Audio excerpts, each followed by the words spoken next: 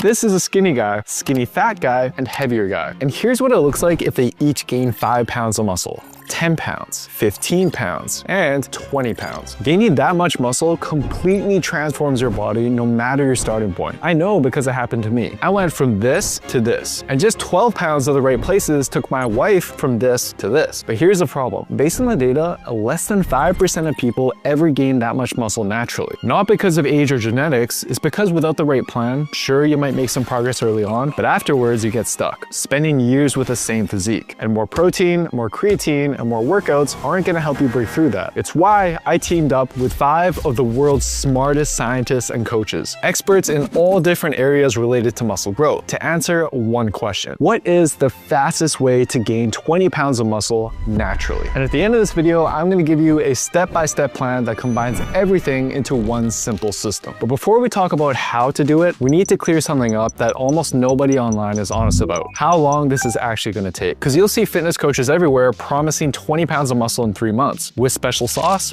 Sure. But naturally, muscle just doesn't work like that. With proper training and nutrition, it takes at least a year to put on that amount of muscle. And then every year after that, your gains slow by about half. But here's the good news. Your fastest gains don't actually come when you start lifting. They come when you start lifting properly. So let's start with training, because this is where 90% of your muscle growth actually happens. Take a look at this. 56 of the world's top natural bodybuilders. Guys who have naturally built well over 20 pounds of muscle, beyond what most guys could achieve even with drugs. And a few months ago, a group of researchers studied their actual training routines to try to find out how they're putting on so much muscle naturally. Now, you'd expect them to spend hours in the gym, annihilating their muscles with tons of exercises, but that's not what they found. On average, they only do about 12 sets per muscle per week. So for chest, that's 4 sets of bench, 4 sets of incline, and 4 sets of flies for the whole week. And for some muscles, they were doing just 6 sets a week, probably a lot less than what you're currently doing. And the reason why might surprise you. The more sets that you're doing,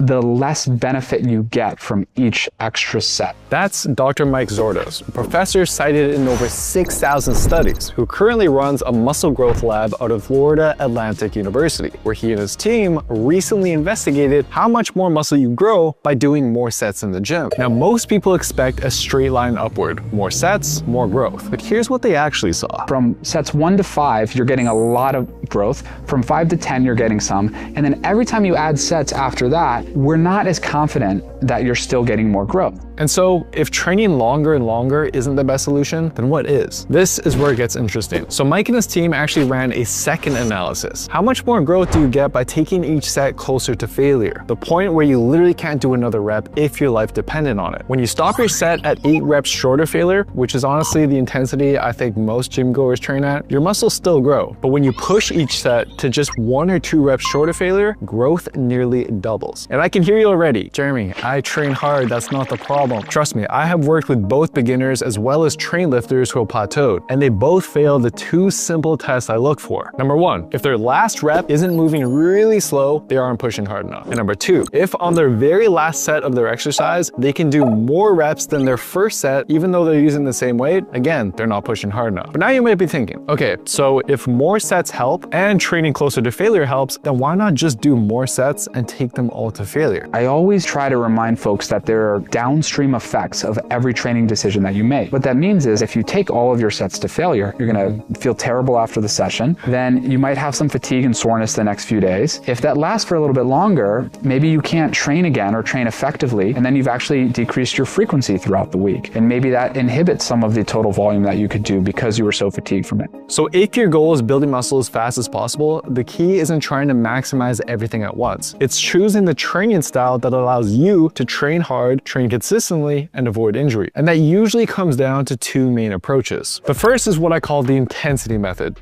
And if you hate spending hours in the gym, you're gonna love this. If somebody loves training to failure, then they can go and knock out all of their sets to failure. Perhaps they don't need as many total sets, maybe even 5 sets a week per so on a muscle group. You only do 5 to 12 sets per muscle per week. So for chest, you might do 3 sets of bench, 3 sets of incline, and 2 sets of cable flies. That's 8 sets for the entire week. Your whole chest workout might take just over 20 20 minutes, and you might be in the gym as little as 3 or 4 hours a week. But remember, you're taking every set to failure. And I'm not talking, oh, this is getting hard failure. I mean, you physically cannot move the weight another inch. Your muscles are shaking, your face is red, and you're making weird noises. It is mentally tough, but I have personally seen many lifters switch to this approach and see way better gains with half the sets. Because for the first time in their lives, they're training with actual intensity instead of just running on autopilot with 3 sets of 10. But I will admit, each set is a mental battle, which is why there's a second option. With the volume method, you do more sets, like 12 to 20 sets per muscle per week, but you stop 2 or 3 reps short of failure. So that same chest workout becomes 4 sets of bench, 4 sets of dips, 4 sets of incline, and 4 sets of cable flies. Each set is easier, but the workouts are longer. Now, which approach is actually better? The difference is pretty small. We get hung up on looking in the weeds at what is the statistical difference in this,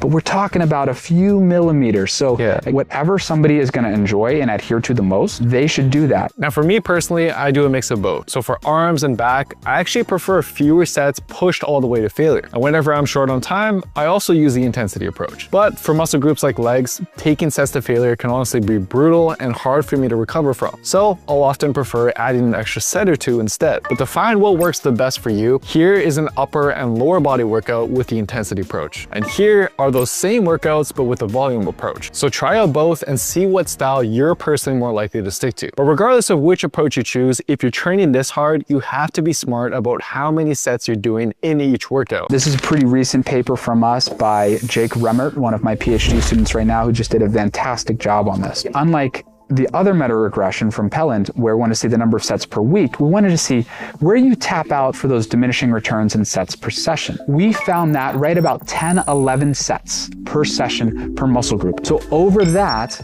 we aren't sure if we're really getting more growth. And now that could be for physiological reasons. It could be for fatigue, right? We're training in such a fatigue state that we're not really accomplishing anymore. But what that suggests to me is that this is where frequency becomes a variable that becomes to be important. And all this means is rather than doing 12 sets of chest all in one workout, split those sets up into at least 2 separate days per week. Based on Mike's analysis, that one switch has the potential to speed up your gains by up to 30%, which is why upper-lower splits, push-pull leg splits, and full body splits are great options to organize your training. And for me personally, my favorite split is this 5-day upper-lower push-pull leg split. But the exact split matters much less than choosing one that actually fits your schedule and lets you stay consistent. And if you stick to what we covered so far, depending on your experience, you should be able to build 3 to 8 pounds of muscle over the next 6 months. But you can speed up those gains even further by choosing the right exercises. A mistake that some newbies might make, especially with this social media age and there's so much information, is there's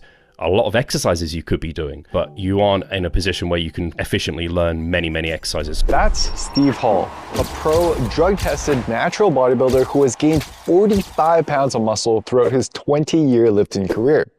He explained how there's 3 stages when it comes to choosing your exercises, starting with beginners. Yeah, at least for those novice lifters, fewer exercises, just general movement patterns, a press, a pull, a squat, a hip hinge, and then you can kind of build from there. In fact, with just these 6 core exercises done 3 times a week, you can build well over 10 pounds of muscle. But once you actually put on some muscle and have at least 2 or 3 years of consistent training under your belt, you might notice those same compound movements have limitations. This is where stage 2 comes in, and is where most people plateau. Once you're at this point, as an intermediate, you've probably really grown some of your strong, genetically well-endowed muscle groups, because your body is just, it wants to move the weight A to B the most efficient way possible. For example, squats did a great job of growing my glutes and inner thighs, but my quads barely budged. And bench press never really did much for my chest and often just bugged my shoulders. It wasn't until I started doing hack squats for quads and more machine and cable work for my chest did these areas finally start responding. But I know for others, it's the complete opposite. There are some exercises that really suit certain body types versus others. At this stage, you need to become your own guinea pig and figure out what your body and your joints respond best to. And this is also a stage where you might add a few more specialized exercises, especially for muscles that tend to lag behind, like the rear delts, upper chest, or lats. But here's a list of a few exercises for each muscle that I find tend to work well for most people. Try 2 or 3 of these out per muscle and pay close attention to which ones feel the best on your joints and give you the best pump and next day soreness. Those are likely going to be your winners. And so by the time you've reached stage 3, you figured out which exercises actually grow your muscles the best. So instead of constantly changing exercises, you simply double down on the ones that work and rotate them only when needed. May or may not like this question, but I'm just curious. If you could pick one exercise for every single muscle, what would they be? You're right, I don't love it, but I'll play ball. Delts, I'll go for a crossbody cable lateral raise. Triceps, I really like skull crusher variations. Dumbbell skull crushers probably are the most sustainable for me. Then for biceps, I will say Bayesian curls are a big go-to. For chest, I struggle with my chest. I will go for good converging machine press. For lats, I will say any sort of shoulder width to slightly inside shoulder width. Lat pull down works super well for me. And then for my upper back, a good pronated grip, shoulder width or slightly wider machine row suits me down to the ground. Glutes, like a machine hip thrust. Can't go wrong with it. Quads, if you've tried a lot of hack squats, the Cybex one, like a lot of well-trained lifters kind of acknowledge it as one of the best. It's very challenging and humbling. Hamstrings, a good RDL. And then last but not least, calves. But a straight leg calf raise. Can't beat it. And what's exciting about this stage is even someone like me, I'm still discovering exercises that unlock new growth. My chest and back are good examples. They've grown more in the past couple of years than they have in a long time, even though my body weight didn't change that much. But while training is the engine that drives muscle growth, your nutrition is the fuel. And the most important question you need to answer is, how much should you eat? Take a look at this chart, and let's start over here. Above 20% body fat for men or above 30% for women. If that's you, then while it may not look like it, you actually have a unique advantage. There's about 5 times the energy in the fat tissue compared to the lean tissue, roughly. And if your body believes it needs to build muscle because you're giving it a resistance training stimulus, some more body fat may be metabolized to feed that. That's Dr. Eric Helms, a muscle growth scientist and pro-natural bodybuilder. If you have enough body fat, he suggests you want to aim for a body recomposition, losing fat while building muscle. You probably don't need to be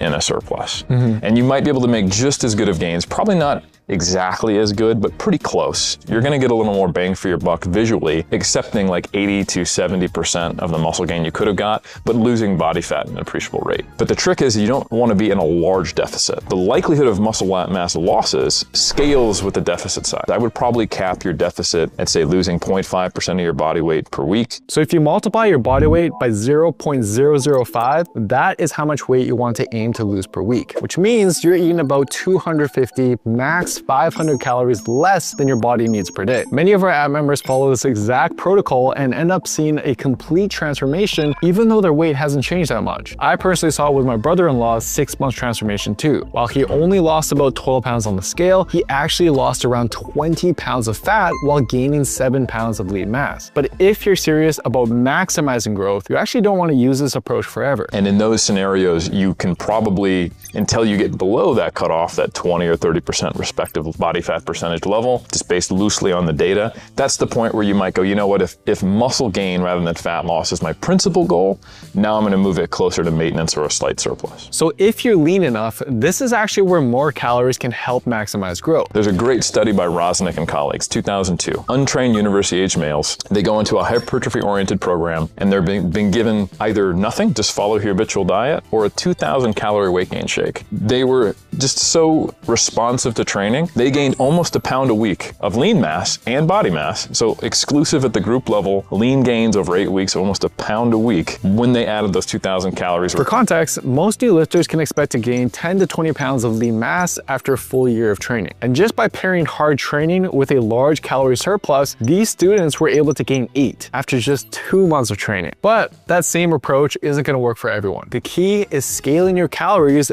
based on your potential to grow. Your nutrition is permissive to growth. So if you are a rank beginner, 2% gain in body mass per month, that's a great target, and it should be enough to not hold you back. And if you are intermediate, somewhere closer to 1%, and then if you're advanced, which hopefully also comes with the ability to precisely track your nutrients, that might be something closer to 0.5%. And so based on Eric's advice, here's the exact approach I'd recommend, depending on your experience level and how much body fat you're carrying. But with your calories now figured out, how much protein should you eat? Considering protein has been put into literally everything nowadays, it must be a game changer for growth. right? Well, the real answer might surprise you. So protein overall has a very small effect. So I've made a whole past video on this, and while protein does support muscle growth, it doesn't play as big of a role as people think, and you don't actually need very much to maximize its benefit. So I still think, say 1.6 grams per kilogram or higher as a kind of cutoff on the low end is a good idea. Or 0.7 gram per pound if you're an American. And it's not like you won't build any muscle if you're not meeting that, right? Again, that's like the minimum for the maximum. Exactly. You're still making gains. I see. Even as low as 1.2 grams per kilogram, which is like hard to not hit. So if you weigh 220 pounds, only consuming 120 grams of protein per day. Honestly, someone really needs to fix our whole metric and imperial system, but here is a good summary of how much protein you actually need. Now, if protein doesn't matter as much as we thought, then now you might be wondering, is there anything else you can do with your diet to speed up muscle growth? And yes, there is. Because based on my experience as a coach, the biggest nutrition mistake people make isn't protein. It's what they eat or don't eat before their workout. You won't believe the number of times I've had someone start a workout and I ask what they ate before and they say something like, "Oh, 3 hours ago, I had a coffee and a granola bar." And what I like to do is about 1.5 to 2 hours before my workout, I'll have a meal with slow digesting carbs and protein. And so for me, that's usually oats with Greek yogurt and protein powder. And then about 30 minutes before training, I'll have some fast digesting carbs. Now these get right into my bloodstream and I can feel the energy almost immediately. I usually don't last very long, but when I eat like this, I can go hard for hours. But of course, no discussion about diet would be complete without talking about supplements. It's super cost effective. It just has a really good track record of having small but pretty consistent positive effects on muscle growth. That's Dr. Eric Trexler, a researcher out of Duke University who has published studies on pretty much every supplement you can think of. And the supplement he's referring to is creatine, which has been found to boost your lean mass by as much as 2 to 3 pounds in the first 8 to 12 weeks. But there's two downsides to keep in mind about this number. First of all, most of that lean mass is simply a one-time boost from creatine pulling water into your muscles to help it look fuller. So it's not like you're going to continue getting the big boost every 8 to 12 weeks forever. And the second downside is something I've personally noticed whenever I do take creatine. Some people do not respond to creatine. Some studies will suggest it's like 20 to 30%. As for how to tell if it is working, if you were getting 10 reps with that weight and you add some creatine to the mix, and pretty soon after adding the creatine, you're getting an extra 2 or 3 reps, so like a 20 or 30% increase in that kind of rep range. And while Eric and I did talk about a handful of other supplements, I honestly don't think you need any to build 20 pounds or more of muscle. I mean, look at people in suboptimal conditions, like prisoners with no supplements and limited protein. They can still build serious muscle as long as a training stimulus is there. But that's only going to work if it's paired with the final piece of the muscle building puzzle. So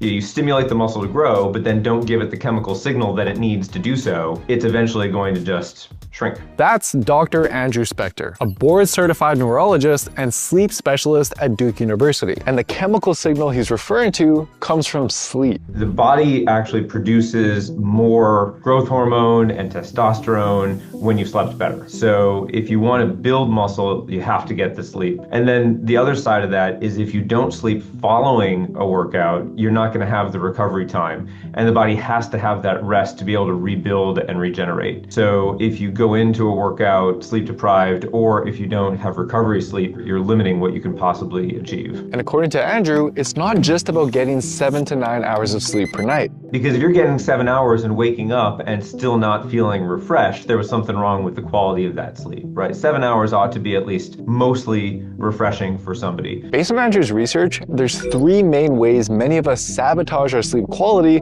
without us even realizing. So the environment plays a much bigger role than people give it credit for. And so when we say you want your room to be dark and quiet, everybody intuitively knows that, but they don't necessarily know what dark means. And all these chargers around your room that have LED lights on them, or your smoke detector with an LED light. I mean, that's actually too much light just from the LEDs in your room. The goal in dark is that you can't see your hand in front of your face. And if you can still see the room around you while you're trying to sleep, that's not the dark we're talking about. Quiet, I don't have a measure. It's hard to measure the noise. We don't easily do that. But yeah, you do want it dark and quiet. While most of us aren't going to install blackout curtains and a noise canceling room, you can spend just $15 on Amazon for something I use every night and something Andrew recommends everyone else use as well: an eye mask and earplugs. These 2 items alone can make 7 hours in bed start to feel like a restful 8 or 9 hours. especially when it's paired with Andrew's third tip. And people are often trying to sleep when it's too hot. The body needs it to be cold to sleep. And if you can program your thermostat so that it drops even during the night, so by 2, 3, 4 in the morning it's even colder, that's preferable because that's when you really need it to be cold to sustain sleep well. Now, some nights of bad sleep are still bound to happen, but there is something you can do to prevent it from sabotaging your next day performance and recovery. It can be hard to get enough sleep overnight, and naps have been shown repeatedly to improve athletic performance. I can tell you about sprinting, for example. A sprinter, they sleep deprived the sprinter to 4 hours and they did a nap. 20 minutes, that's it, just 20 minutes, doesn't need to be a long nap. Then in another session, they did 4 hours of sleep and that sprint speed decreased several percentage. Now, 2 to 3% may not sound like a huge amount, but if you're competing at a higher level, that 2 to 3% is usually the difference between first and like 8th place, right? That's the margin of elite athlete. Keep in mind, nothing we covered so far with training, nutrition, or recovery is magic, but it does work. I personally seen it with men and women of all different ages and body types, because the biggest challenge isn't knowing what to do, it's actually applying it consistently week after week. And if you want someone to take care of all that guesswork for you, literally tell you exactly what workouts to do and what nutrition to follow based on your body so that all you have to do is execute, then you can try 2 weeks free of my Built with Science Plus app by scanning this QR code or heading to builtwithscience.com. After that, give this video a watch next for a new 3-day per week full body workout that can get you solid gains, whether you're a beginner or intermediate. Thank you so much for watching. I'll see you next time.